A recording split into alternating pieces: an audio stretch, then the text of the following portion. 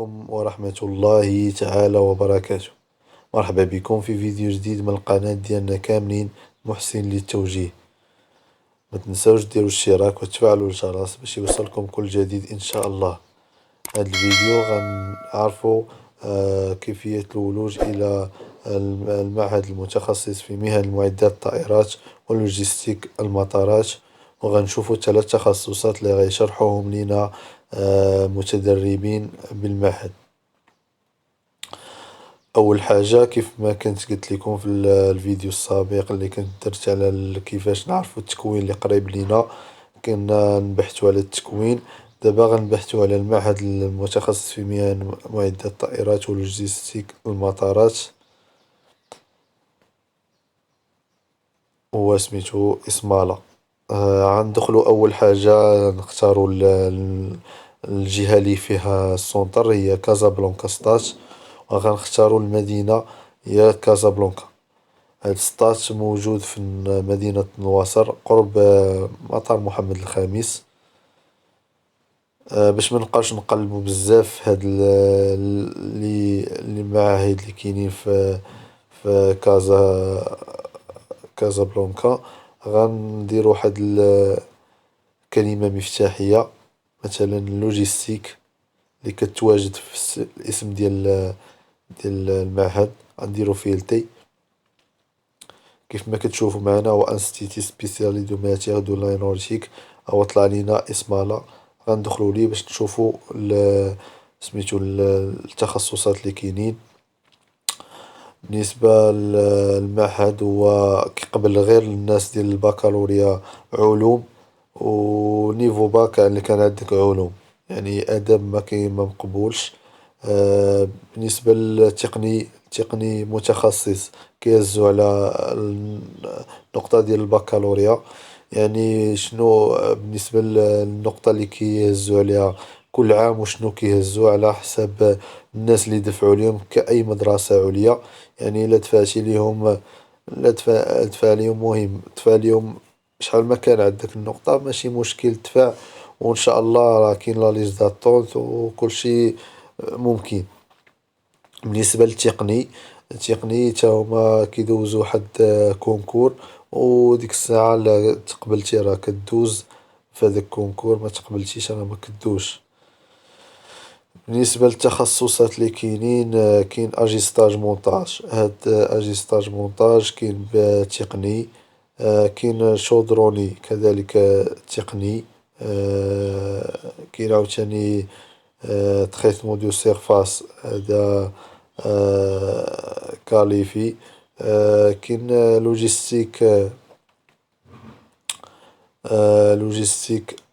تا هو بتقني متخصص بالباك. هذا هو اللي غتشرحو لينا واحد المتدربة عندها دوزيام اني بالسونتر.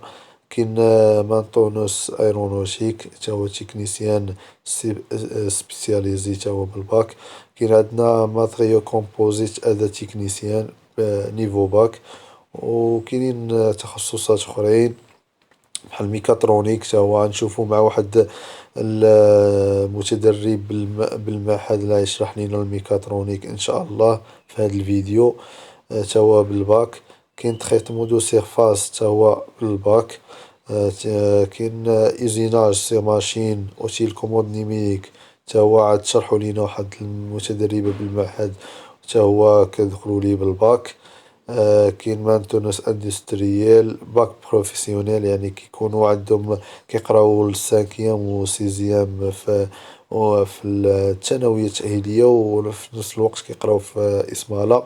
بالنسبة لمانتونوس اندستريال اللي عنده شي أخ ديالو ولا هادي يطلع للسانكيام، يعني يوجهو لهاد التخصص هذا ولا هاد يعني يدير بكالوريا بروفيسيونيل. وكاين ميكانيك برودكسيون، وكاين بيرسونيل نيفو كوميرسيال تكنيك تا هي تكنيسيان سبيسياليزي. هادو هما التخصصات اللي كاينين. وبالنسبة لكل تخصص وبشحال كيهز، كل تخصص وشحال النقطة ديالو. كاين اللي كيتبدا من 12 كاين اللي كيتبدا من 13، كاين اللي كيتبدا من 13 ونص 14. يعني بالنسبة أنا كندوي على البكالوريا، بالنسبة للناس ديال البكالوريا راه سونطر زوين وغنعرفو جميع المعلومات عليه. بالنسبة للمعهد راه كاين في النواصر، قريب لمدينة الدروة. اللي بغى يعرف المعهد كتر يتواصل معايا، غير انا حتى انا ساكن في الدروة غنوجهو مزيان. اللي بغى يتواصل معايا مرحبا. وان شاء الله غنشوفو كيفية التسجيل، هو كتسجل في السيت ديالو في بي بي تي عادي بحال كتسجل في اي معهد او اي سونتر، وكتدفع الوراق تا هو عادي. غنشوفو ان شاء الله كيفية التسجيل في الفيديو اللي غيجي ان شاء الله. غندير واحد الفيديو ونشوفو كيفاش تسجيل وكيفاش نختارو التخصصات. بالنسبة باش ما نطولوش الفيديو غنشوفو اول تخصص اللي هو الميكاترونيك مع المتدرب بالمعهد اللي غيشرح لينا شنو كنقراو، شنو كيقراو في هاد الميكاترونيك، وشنو كيفاش كتكون القراية في المعهد، ويعطينا رؤية شاملة على هاد التخصص. نخليكم مع المتدرب. يا أخي بالنسبة للميكاترونيك عندك هي ميكاترونيك ككلمة فيها بزاف ديال الحوايج، فهمتي؟ كتقدر تقرا فيها الانالوجي، كتقرا فيها الالكتريسيتي، كتقرا فيها البنوماتيك، فهمتي؟ باش مزيان هاد ميكاترونيك جامع بزاف ديال لي دومين، فهمتي؟ من هنا لواحد العامين ولا الوقت اللي بنادم بغى يكمل قرايته وبغى يدفع لشي شركة، اون فوا غتقول لهم ميكاترونيسيان غيعرفوك باللي عندك بزاف ديال لي كومبيتونس، بزاف ديال الحوايج، فهمتي؟ في ليدروليك، في بنوماتيك، اي حاجه في شي ماشين تقدر تقولها ليهم، تقول لهم راه قاري ميكاترونيك، غيعرفوك عارف بزاف ديال الحوايج على لي ماشين، فهمتي؟ في ليدروليك، في البنوماتيك، في الالكتريسيتي، في الانالوجيك، في النيميريك، في بزاف ديال الحوايج، فهمتي؟ لي كونتور هادشي تقدروا ما تفهموش دابا، بالنسبه اللي يلاه جايين ملي غتبداو تقراو داكشي زوين، فهمتوا؟ بالنسبه لي موديول كاينين 11 موديول، كاين داكشي مهم، كاين الالكتريسيتي، كاين البنوماتيك، كاين هادشي كامل اللي قلت لكم. كاين كتزيدك عاوتاني تقرا فرونسي، كتقرا لونجلي. الاخر ديال العام بغا يزيدوكم عربيه. شنو اخر؟ بالنسبه للقرايه في اسماله مزيانه، مزيانه. تقريبا احسن سونطر ما بين لي سونطر، وخير ما محسوباش على لي سونطر.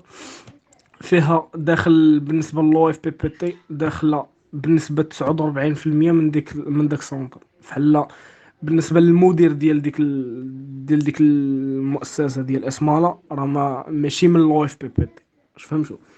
ماشي من لو اف بي بي تي، ويعني راه محسوب على المعهد المتخصص صناعه الطائرات كما تشوفوا في العنوان. المهم حاولت نقول لكم داكشي اون جينيرال من الاخر ديال الاخر، والمهم الله يسر لكم.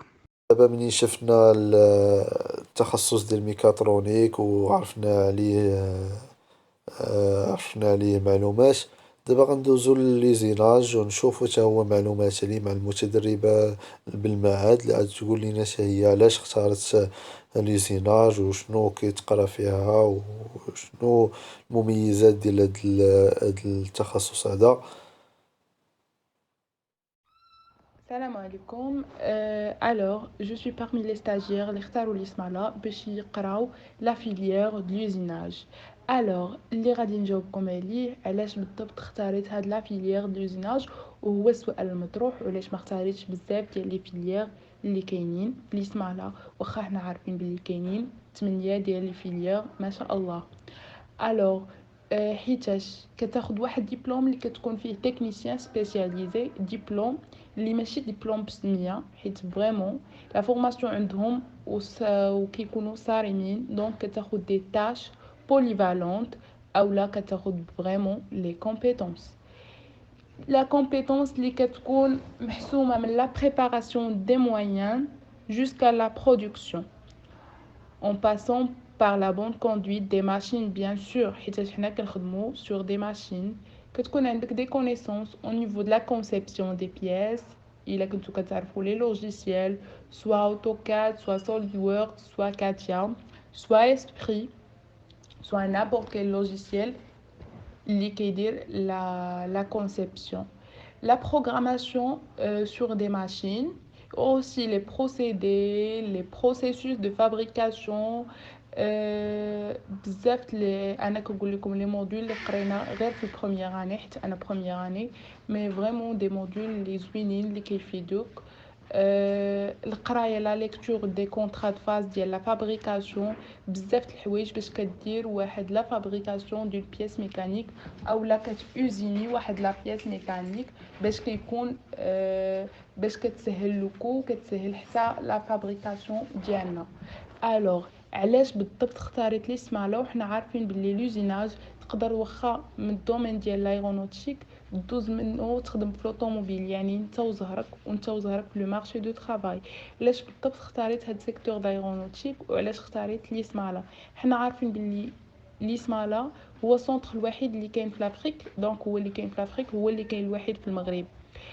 هاد السونتر هذا اللي كاين بوحدو في لافريك هو النبض اللي كينبض به المغرب في الدومين د لايرونوتيك حيت هو اللي كيخرج لينا دي زوبيراتريس اولا دي زوبيراتور اللي كيخدموا لينا في لو مارشي دو طرافاي.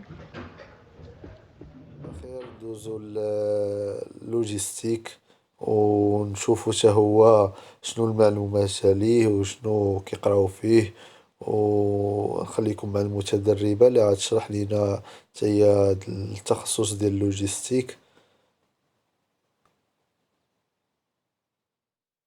لا لا لوجيستيك ايروبورتوير هي لا جيستيون ديال كاع لي مارشانديز اللي كيمشيو فيا افيون، يعني اي حاجه اي سلعه اي حاجه اللي كتصيفط في الطياره، لا جيستيون ديال لي فلو كاملين ديالها، يعني ملي كتحط عندك في لونتروبو ستوكاج ديالها لومبالاج ديالها كيفاش غادي تدار في لومباركمون ديالها في الطياره، كيفاش غادي تشارجا كيفاش. هذا هو اللب ديال الميتي ديالنا، هذا هو اللوجيستيك ايروبورتوير. يعني الكارغو كاينه واحد لابارتي منه اللي كتهتم شويه بالباجاج ديال لي باساجي، يعني داك الباجاج كيفاش غادي يمشي كيفاش غادي يجي كيفاش ليسكال ديال الباجاج، حيت الا كان لو فول فيه ليسكال فين غادي يدير ليسكال وشكون هما لي زاجون اللي غادي يتكلفوا بهذاك الشيء. هذا كله لوجيستيك ايروبورتوير، ولكن في المدرسه حنا كنقراو لوجيستيك ايروبورتوير وكنقراو حتى لو بورتوير، يعني ديال الباطويات، يعني حتى لو فلو ديال لي مارشانديز كي باس فيا دي نافير، يعني اي حاجه كتمشي في النافير اي حاجه كتمشي في باطو. لي كونتينر راه تيكونوا لي كونتينر عامرين بالسلعه، يعني السلعه اغلبيه كتمشي في الباطو اكثر من انها كتمشي في الطياره. دونك كيفاش مثلا انا بغيت نصيفط السلعه لواحد فلان اكس، كيفاش غادي تصيفط لي ديك السلعه من عندي حتى لعندو، كيفاش غتوصل، كيفاش ستوكاج ديالها غادي يكون، كيفاش هذا كله سي ان سيونس اللي كتسمى لوجيستيك ايروبورتوير المهم ولا نقدر بورتوير. نكون فدتكم بعدا واخا تعطلت عليكم في هذا الفيديو هذا، اش كنت قلت لكم غنلوحو ديك النهار نهار 26 ماي. سمحوا لينا بزاف، غير حيت ما وصلونيش لي زوديو ديال المتدربين بكري مع هاد الفترة هادي شوية ديال الامتحانات صعيبة. يعني بزز باش تواصلت مع هاد ثلاثة المتدربين. مهم كنشكركم واخا هكاك راه وفيت بالوعد ديالي. وبالنسبة لكيفية التسجيل راه غنحط لكم ان شاء الله فيديو مورا هذا، ان شاء الله غنوريكم كيفية التسجيل انسكريبسيون اونلاين في السيت ديالو في بي بي تي، وغنشوفوا التسجيل ديال في هذا المعهد نيت، ونشوفوا كيفاش نختاروا التخصصات ديال هذا المعهد. وفي الاخير ما تنساوش ديروا الاشتراك وتفعلوا الجرس باش يوصلكم كل جديد ان شاء الله. ديروا الاشتراك مع الاصدقاء ديالكم اللي عنده البكالوريا ولا نيفو باك، تواصلوا معاه ووصلوا ليه الفيديو، ووصلوا ليه البارطاج ديال هذا الفيديو، راه ان شاء الله يفيدكم كاملين. ومرحبا بكم في القناة ديالنا، وشكرا، والى اللقاء، الى فيديو ان شاء فيديو جاي ان شاء الله.